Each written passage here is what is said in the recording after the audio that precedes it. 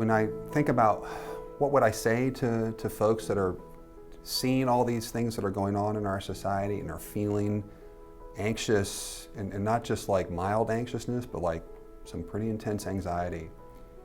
What I want to do is I want to remind them of what in theology is called the Doctrine of God, and the doctrine of God's sovereignty.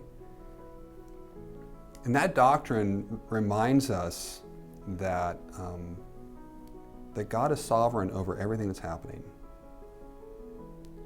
And you have to really let that sink in, that even the things I'm experiencing right now in this world that are causing me such anxiety or distress, that even that is part of His plan.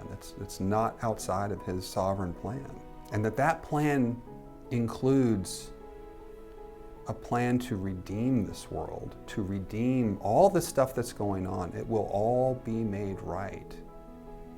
And that's a certainty. That's not something that like, I hope that happens. Like, that's going to happen. That restoration and redemption is certain. And all that we are experiencing now, while it can be painful, it can be distressing, it can be scary, all of that is happening within a larger plan. And part of then what we need to do then is to not sit in fear and anxiety, but discern what would God have me do in the midst of this? What am I called to do? What am I called to be in the midst of a global pandemic and political upheaval and all of this?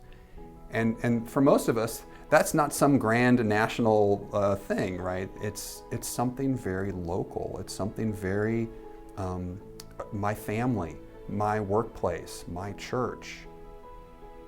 What is God calling me to do in those local spaces? How am I to be a witness? In what ways am I to help others? And when we focus off of all these things that are happening out there that are big, and we shift that focus to, okay, this is all part of God's plan. What am I called to do? Let me start to do some of those things.